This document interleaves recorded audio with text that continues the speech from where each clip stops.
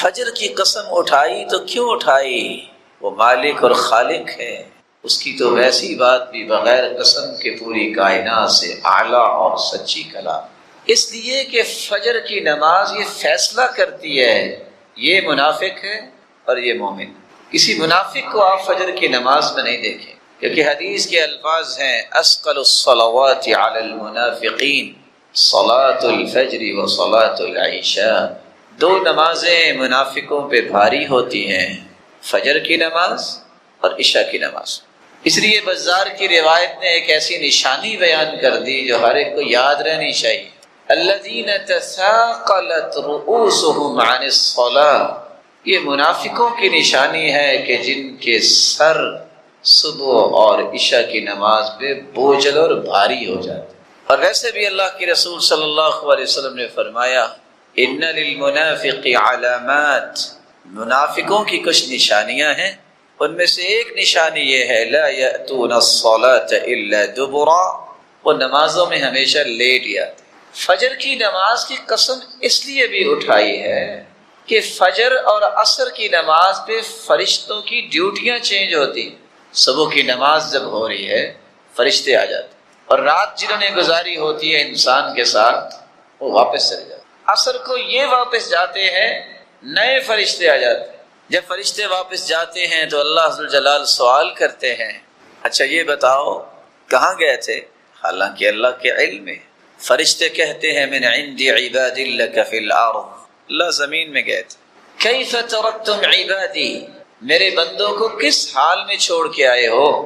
تو فرشتے جواب دیتے ہیں اتیناہم وہم یصلون وترکناہم وہم یصلون، اللہ جب تیرے بندوں کے پاس گئے تب بھی وہ نماز ہی پڑھ رہے تھے صبح کی، جب واپس آئے ہیں تو پھر بھی نماز ہی پڑھ رہے تھے۔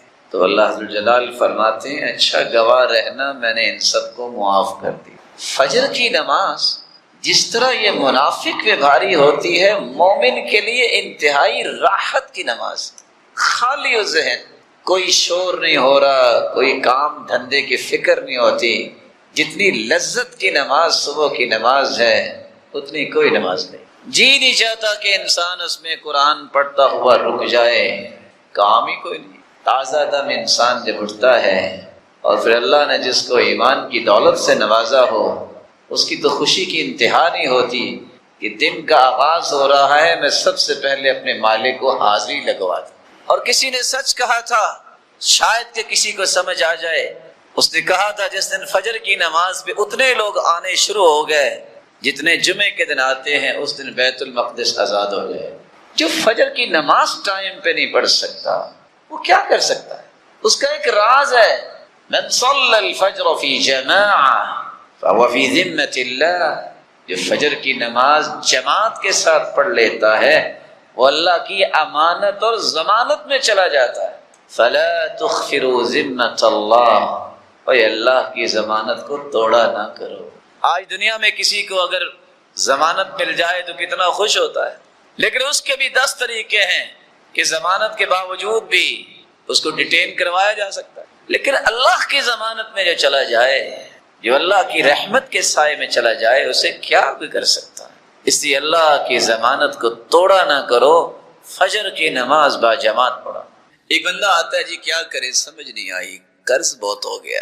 کتنا قرض ہو گیا؟ 2 لاکھ 4 لاکھ 2 کروڑ 10 کروڑ۔ ہاں کچھ بیچارے بغیر دیکھے چھلانگ لگاتے ہیں تو اپنی ٹانگیں تڑوا بیٹھتے ہیں۔ اتنا کو قدم اٹھاؤ نا جتنا آپ سہ سکو۔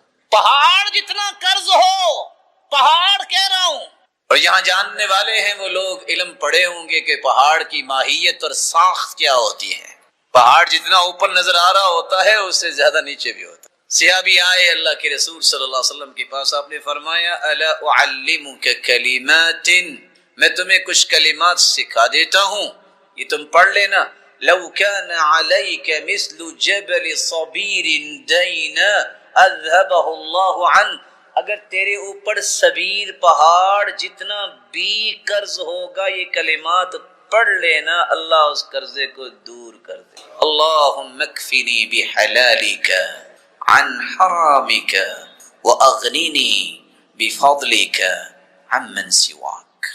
اس کا فائدہ آخرت میں تو ہوگا، سنت پہ عمل ہوگا۔ دنیا میں قرض ختم، یہاں ایک اور بات بھی میں آپ کی خدمت میں ادب سے پیش کر دوں. کچھ لوگ کہتے ہیں کیسے ہوگا؟ اللہ کا امتحان نہیں لیتے. نعوذ باللہ اللہ تعالیٰ کو چیک نہیں کیا کرتے کہ اچھا کرتے ہیں کریں. یقین شرط ہے. وہ میمون بن مہران کے ماموں نے جب یہ عمل تھا کہ جب بھی ہو جاتے تو لوگوں کو مال تقسیم کرتے. کہتے ماموں جان آپ کا گزارا کیسے ہوتا ہے؟ آپ بانٹتے ہی رہتے. کہتے بیٹا جتنا میں دیتا ہوں نا اس سے زیادہ اللہ مجھے دے دیتا ہے. کہتے اچھا. وہ جتنے درم و دینار تھے اس نے بانٹ دیے. ایک دن 2 دن 3 دن. کہتے ماموں جان مجھے تو نہیں ملا. کہتے بیٹا اللہ کو آزماتے نہیں یقین کرتے مل جائے گا. جب آپ کا یقین ہو تو پھر سمجھ لیجئے بغیر کسی ڈیوائس کے، بغیر کسی ڈیجیٹل ڈبے کے، بغیر کسی چپ اور ریموٹ کنٹرول کے، لکڑی کے ایک چھوٹے سے ڈبے میں بند کر کے موسیٰ کی ماں نے اپنے بیٹے کو سمندر کے سپرد کر دیا. سمندر میں چلتا بھی گیا، واپس بھی آیا. اور آخر قرآن کے الفاظ ہے غم نہ کرنا وہ آئے گا تیرے پاس ہی. پھر بھی دودھ آ کے موسیٰ نے پیا تو کس کا پیا؟ یقین جب ہو تو اتنی بڑی آگ جلی ہو اور ابراہیم کا یقین تھا میرا رب مجھے ضائع نہیں کرے گا. اتنی آگ کہ اگر کوئی پرندہ اڑتا ہوا گزرتا لو طار علیہا طائر سقط مشویہ تو بھنا ہوا نیچے گر جائے. اور آج کی تاریخ بھی بتاتی ہے کہ وہاں کوئی درخت نہیں ہوتا جہاں یہ آگ لگی تھی. لیکن اللہ ذوالجلال کے پیغمبر کا یقین تھا.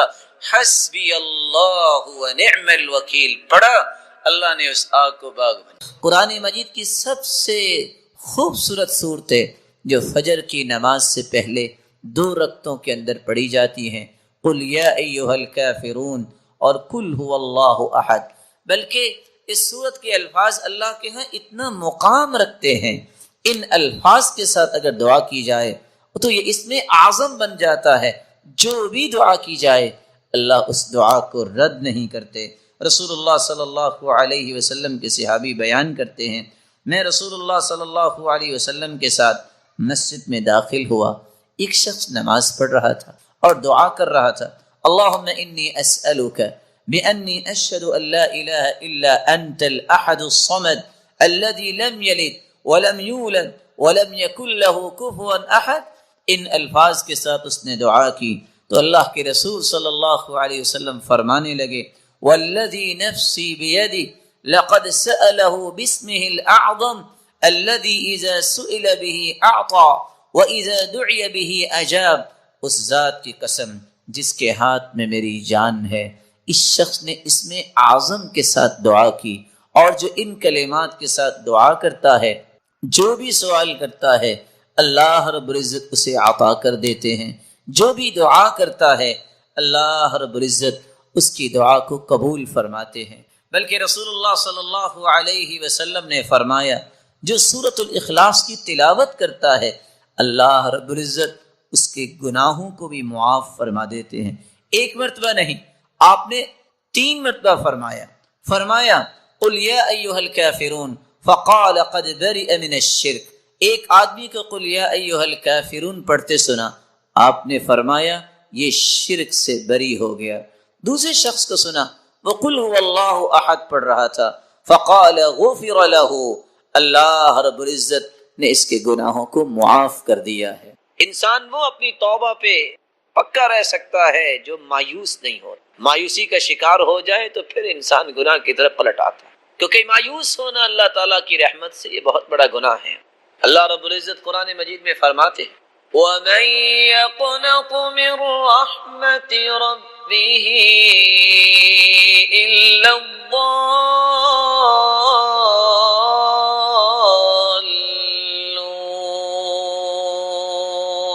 اللہ کی رحمت سے مایوس ہونے والے وہی لوگ ہیں جو گمراہی کا شکار ہیں. بلکہ اللہ رب العزت قرآن مجید میں فرماتے ہیں إِنَّهُ لَا يَيْأَسُ مِن رَّوْحِ اللَّهِ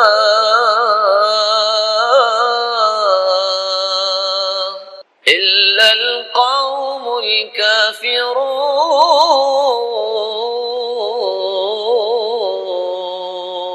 اللہ کی رحمت سے مایوس ہونا یہ تو کافروں کا کام ہے. مومن تو مایوس نہیں ہوتا. اور اللہ رب العزت قرآن مجید میں فرماتے ہیں قل يا عبادي الذين أسرفوا على أنفسهم لا تقنطوا من رحمة الله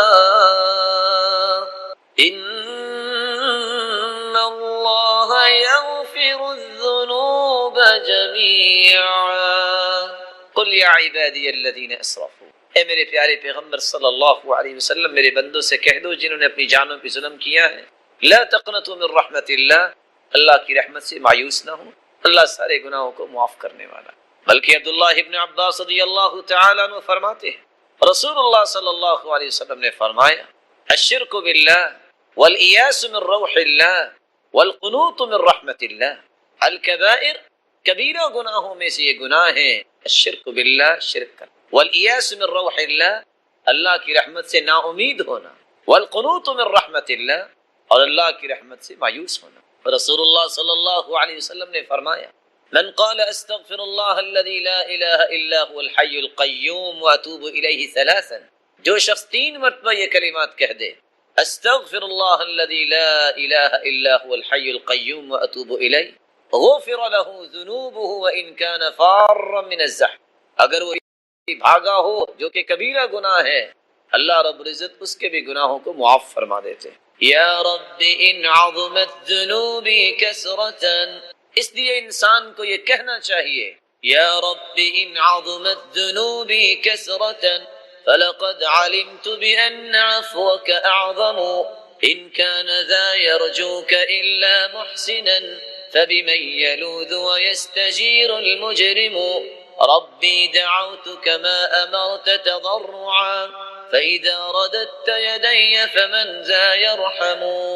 اے میرے مالک اگر میرے گناہ بہت زیادہ ہو گئے ہیں تو میں جانتا ہوں تیری رحمت تو اس سے بھی وسیع ہے، اگر تو بھی میرے گناہوں کو معاف نہیں کرے گا تو مجرم جرم کرنے والے آخر کدھر جائیں گے۔ ربی دعوتک ما امرت تضرعا، اے اللہ میں تجھ سے دعا کرتا ہوں اگر تو نے میری دعا کو رد کر دیا تو میں کس کی طرف جاؤں گا۔ الہی عبدک الضعیف اتاک مقرا بالذنوب وقد دعاک ان ترحم فانت لذاک اہل وان تطرد فمن يرحم سواک۔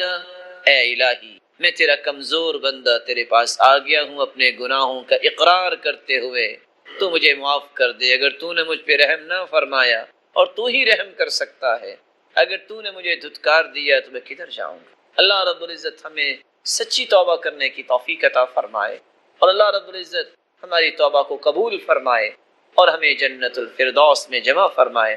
وآخر دعوانا ان الحمد للہ رب العالمین۔ اللہ کے رسول نے فرمایا جب سوال کیا گیا ای الصدقۃ افضل، سب سے افضل صدقہ کون سا ہے؟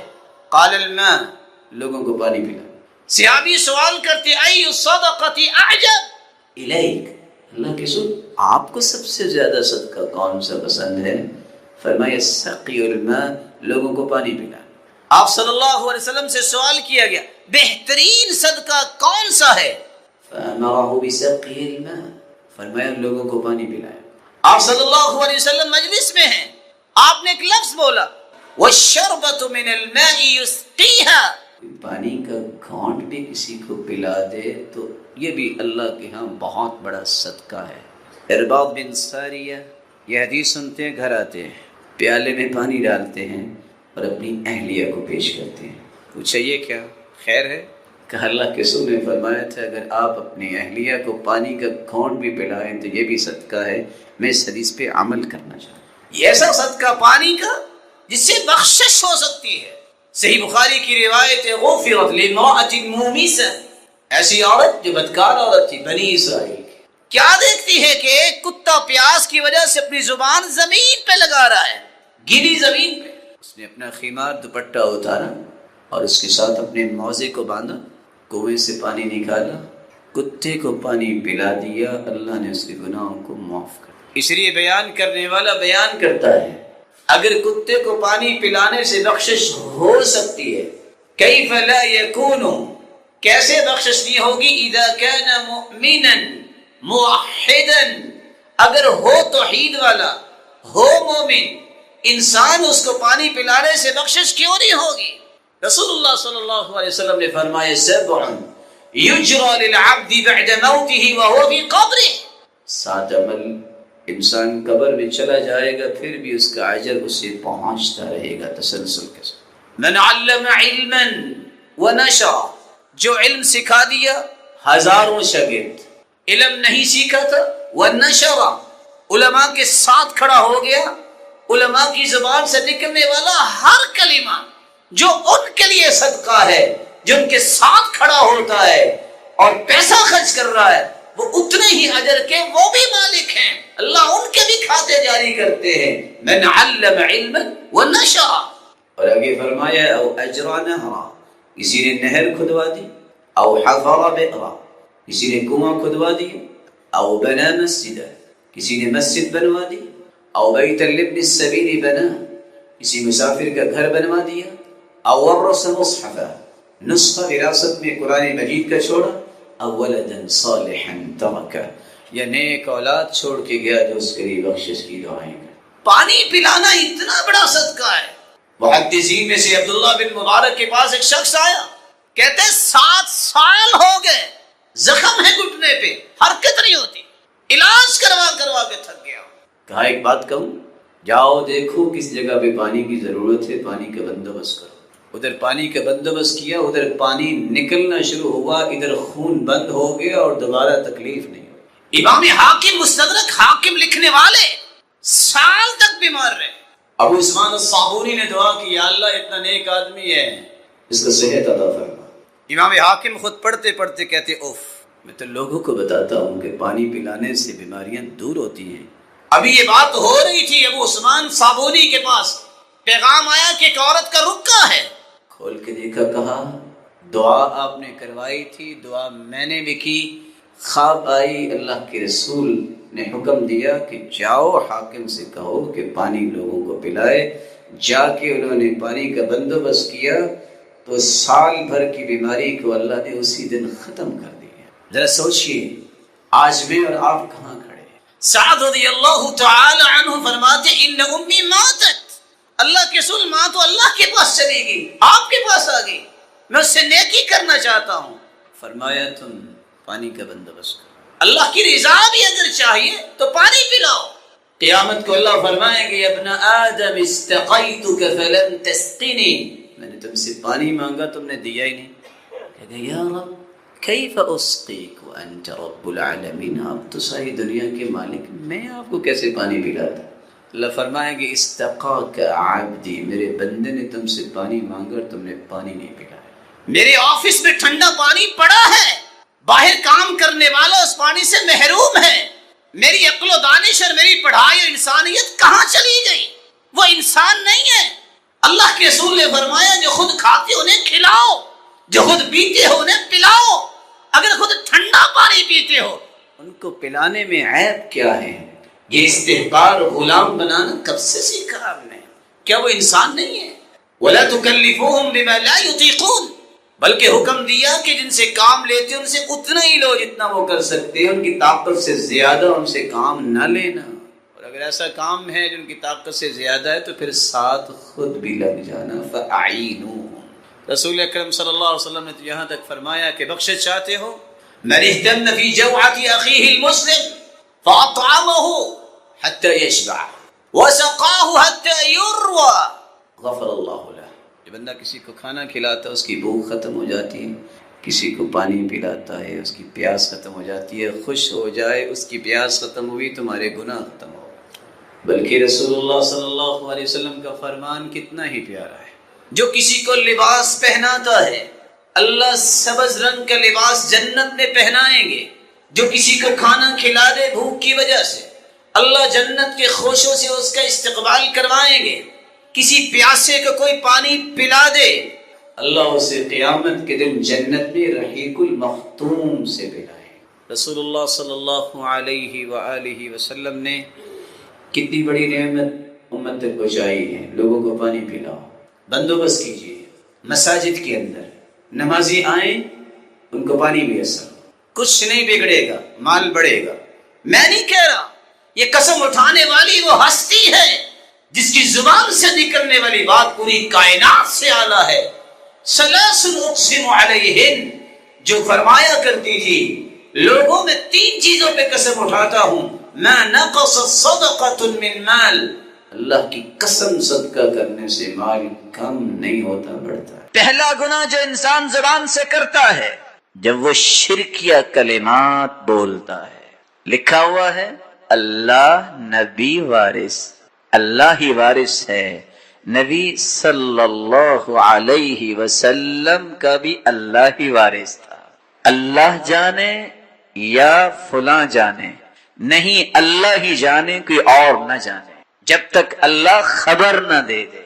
عام معمولات میں شرکیہ کلام، تو لوگ ریاکار ہوتے ہیں، صرف لوگوں کے دل جیتنے کے لیے شرکیہ کلمات۔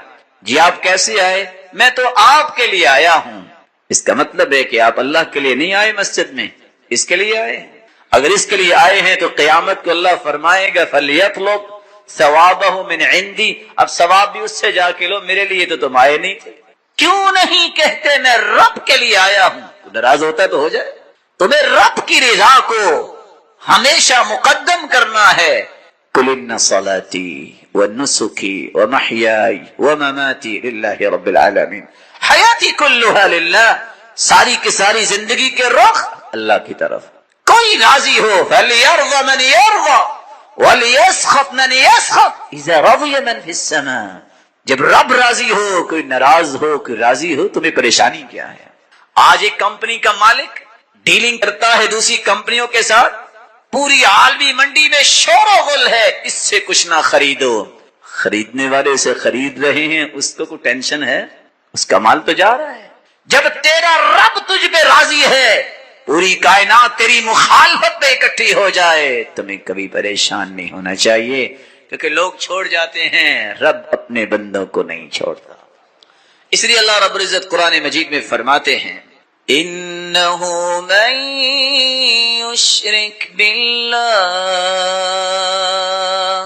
فقد حرم اللہ علیہ الجنہ ومأواہ النار وما للظالمین من انصار۔ جس نے اللہ کا شریک کسی کو ٹھہرایا، اللہ کا فیصلہ یہ ہے کہ اس پہ جنت حرام ہے، اس کے لیے اس کا ٹھکانہ جہنم ہے، اور ایسے ظالموں کے لیے کوئی مددگار نہیں ہوگا۔ اور اللہ رب العزت فرماتے ہیں قیامت کا دن ہوگا ان اللہ لا یغفر ان یشرک بہ ویغفر ما دون ذلک لمن یشاء، سب گناہوں کو اللہ اپنی مشیت سے معاف کر دیں گے رحمت سے، لیکن شرک کی معافی تو ہے ہی نہیں۔ دنیا میں اگر معافی مانگ لے تو اللہ تعالیٰ اس کو اپنا محبوب بنا سکتے ہیں، لیکن قیامت کے دن تو اس کی معافی اللہ نے رکھی نہیں۔ دوسرا گناہ انسان زبان سے کرتا ہے جب بدعت، خرافات کے الفاظ اپنی زبان پہ لاتا ہے، اور آئندہ دنوں میں آپ سنیں گے بہت ساری باتیں۔ بدعت کیا ہے؟ بدعت کا مطلب میں تعریف نہیں مفہوم پیش کر دیتا ہوں۔ بدعتی سمجھتا یہ ہے کہ محمد مصطفیٰ صلی اللہ علیہ وسلم نے کچھ چیزیں چھپا دی تھی، میں اس کو واضح کر رہا ہوں۔ اسلام میں کچھ نقص رہ گیا تھا، میں اسے مکمل کر رہا ہوں۔ عرفات کے میدان میں اللہ کے رسول تشریف فرما تھے، اونٹنی پر بیٹھے تھے، عصر کے بعد کا وقت تھا، صحابی نے مہار پکڑی ہوئی تھی، ایک آیت نازل ہوئی اليوم اکملت لکم دینکم واتممت علیکم نعمتی ورضیت لکم الاسلام دینا۔ میرے پیارے پیغمبر، آج ہم نے دین کی نعمت کو مکمل کر دیا ہے۔ مکمل کا مطلب کیا ہوتا ہے؟ مکمل۔ یہودی آئے عمر بن خطاب کے پاس رضی اللہ عنہ، کہتے آیت فی کتابکم لو نزلت علینا معشر الیہود لاتخذنا ذلك اليوم عیدا۔ آپ کے پاس جو کتاب ہے نا اللہ کی طرف سے نازل شدہ، اس میں کیسی آیت ہے اے خلیفۃ المسلمین، اگر یہ آیت یہودیوں پر نازل ہو جاتی نا تو جس دن یہ نازل ہوئی تھی ہم اس دن کو عید کا دن بنا لیتے۔ عمر بن خطاب پوچھتے ہیں ایو آیہ، کون سی آیت؟ یہودی نے کیا پڑھ کے سنایا؟ الیوم اکملت لکم دینکم۔ یہ اتنی عظیم آیت ہے کہ دین کے معاملات اللہ تعالیٰ نے مکمل کر دیے۔ یہودی کو بھی یہ پتا تھا باوجود اس کے کہ اللہ کے رسول پہ ایمان نہ لائے کہ ایمان مکمل ہو چکا ہے، اسلام کی تعلیمات مکمل ہو چکی ہے، بدعتی یہ سمجھتا ہے یہ بھی دین کا حصہ بن سکتا ہے، ثابت کرنا چاہتا ہے کہ محمد مصطفیٰ پہ اترنے والا دین مکمل نہیں تھا۔ اور اللہ کے رسول صلی اللہ علیہ وسلم نے آج تک جتنا دین پہنچا ہے یہ میرے پیارے پیغمبر نے پہنچایا تھا، کوئی چیز بھی چھپائی نہیں ہے۔ اس لیے عائشہ رضی اللہ تعالی عنہ فرماتی ہیں جو شخص یہ کہہ دے کہ اللہ کے رسول نے دین کا کوئی حصہ چھپایا فہو من افر الفریا، کائنات میں سب سے بڑا جھوٹ یہ ہے۔ اور اگر سب سے بڑا جھوٹ یہ ہے تو اس جھوٹ کو بولنے والا بھی کائنات کا سب سے بڑا جھوٹا ہے، جو محمد مصطفیٰ کی ذات کا بھی اعتماد نہیں کرتا، اس کی زبان کا بھی اعتماد نہیں کرتا۔ اس لیے اللہ تعالیٰ نے سزا بھی کتنی رکھی ہے، ان اللہ احتجر التوبہ عن کل صاحب بدعۃ حتی یدعها، ساری رات سجدے میں پڑا رہے بدعتی، ہزار دانوں پہ تسبیح چلاتا رہے، جب تک بدعت چھوڑے گا نہیں اس کی اللہ توبہ قبول ہی نہیں کرتے، اس کی طرف دیکھنا پسند ہی نہیں کرتے۔ اس لیے اللہ کے پیارے پیغمبر کی سنت یہ میری اور آپ کی نجات کی ایک بہت خوبصورت راہ ہے۔ اور کہنے والے نے سچ کہا، السنت سفینۃ نوح من رکبها نجا ومن تخلف عنها ہلک۔ یہ تو نوح کی کشتی ہے، جو بیٹھ گیا تھا وہی بچا تھا، باقی سب ڈوب گئے تھے۔ جو اللہ کے رسول کی ذات کو سچا مانتا ہے، باپ کو سچا مانتا ہے اور اسی کو ہی پسند کرتا ہے وہ نجات پا جائے گا، جو اس میں نقص اور خلل پیدا کرتا ہے وہ ہلاک ہو جائے گا۔ زبان کا تیسرا گناہ، جب انسان اپنی زبان سے کسی کے ایمان پہ اس طرح ضرب لگاتا ہے جس کے اختیار اللہ نے انسانوں کو نہیں دیا۔ چھوٹی سی بات ہوئی، یہ بھی کافر ہے، یہ بھی کافر ہے، نعوذ باللہ، اور یہ بھی کافر ہے، یہ ہماری ذمہ داری نہیں ہے۔ اسلام کو مان لینے والا اگر تکفیر کرتا ہے بغیر کسی دلیل کے، الا من کفرہ اللہ ورسولہ، جس کو رب نے کافر کہا، جس کو رسول نے کافر کہا وہ تو ہے، لیکن چھوٹی چھوٹی برائیوں پہ کفر کے فتوے لگا دینا اور کہہ دینا یہ جہنمی ہے، یہ جنت میں نہیں جائے گا، اس کی بخشش نہیں ہوگی، زبان کا اتنا بڑا گناہ ہے جو آج دنیا میں محسوس ہو رہا ہے۔ کتنا بڑا گناہ ہے، صحیح مسلم کی روایت ہے، ایک شخص کہنے لگا واللہ لا یغفر اللہ لفلان، اللہ کی قسم فلان کو تو اللہ نے بخشنا ہی نہیں۔ اللہ رب العزت غصے میں آئے، فرمانے لگے من یتألی علی انی لا اغفر لفلان فانی قد غفرت لفلان واحبطت عمله، کون کہتا ہے میں نے معاف نہیں کرنا، میں نے اپنی رحمت سے اسے تو معاف کر دیا اور کہنے والے کی زندگی کے سارے اعمال کو باطل قرار دے دیا۔ کیا مزہ آیا اس تصرف کا؟ سمجھتا تو یہ تھا کہ میں ٹھیک کہہ رہا ہوں، میں بھی آخر پڑھا لکھا ہوں۔ پڑھائی وہ ہے جو محمد مصطفیٰ نے صحابہ کو پڑھائی ہے۔ دو آدمی بنی اسرائیل کے آپس میں دوست ہیں، ایک نیک ہے اور دوسرا بد ہے۔ نیک ہمیشہ بد کو کہتا اقصر، رک جاؤ، اقصر، رک جاؤ، اور وہ کیا کہتا جو آج لوگ کہتے ہیں، خلینی مربی، چھوڑو میرے اور میرے رب کو، ابعثت علی رقیبا، تم نے کیا مصیبت میرے سر پہ سوار کر رکھی ہے، تم دروگے ہو، میرا کام ہے میں جانوں، میرا رب جانے۔ فوجدہ یوما علی ذنب استعظمہ، ایک دن ایسا گناہ کر بیٹھا کہ نیک آدمی صبر نہیں کرتا، کیا کہتا ہے واللہ لا یغفر اللہ لک، اللہ کی قسم تیری تو بخشش اللہ نے کرنی ہی نہیں، واللہ لا يدخلک اللہ الجنہ، اللہ کی قسم تجھے تو اللہ نے جنت میں بھیجنا ہی نہیں۔ دو فتوے، فقبض روحهما عند رب العالمین، اللہ نے دونوں کو اکٹھا کر لیا، دونوں کی روحیں قبض کروائیں اور بلا لیا۔ نیک آدمی سے پوچھا کنت بی عالما، تمہیں پتا تھا کہ میں نے قیامت کو یہ فیصلہ کرنا ہے؟ قال لا یا رب، مجھے تو پتا نہیں تھا۔ او کنت علی ما فی یدی قادرا، جو میں نے اپنے ہاتھ میں طاقت رکھی ہے تیرے ہاتھ میں وہ طاقت آ گئی؟ قال لا یا رب، نہیں میرے رب۔ اللہ فرماتے ہیں اذهبوا به الى النار، فرشتوں اس کو پکڑو اور جہنم میں لے جاؤ۔ اس نے ربانی صفات کو اپنے ہاتھ میں لینے کی جرات کی ہے، میں جس کو چاہوں جنت بھیجوں، میں جس کو چاہوں اپنے عدل کے ساتھ جہنم میں بھیجوں۔ یہ کون ہے جو میرے بارے میں قسم میرے نام کی اٹھائے اور کہے کہ اس کو جنت بھیجنا ہی نہیں ہے؟ اس سے مشورہ کس نے کیا ہے؟ اور اس برے آدمی سے کہا اذهب فادخل الجنة برحمتی، جاؤ میری رحمت کے ساتھ جنت میں چلے جاؤ۔